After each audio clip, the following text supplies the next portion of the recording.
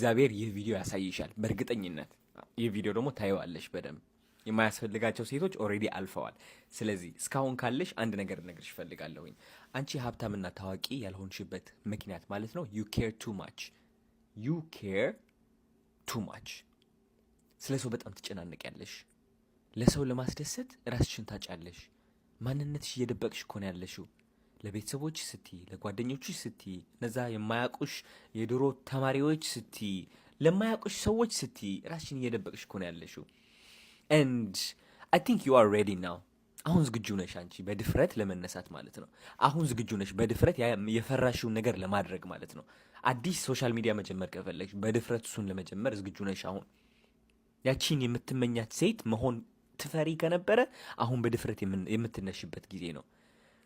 ይህ ቲክቶክ ማለት ነው ምንም ታግ አላረኩለትም። ምንም ቀጥታ ከደረሰሽ ለአንቺ ለምክንያት እንደሆነ ማወቅ አለ።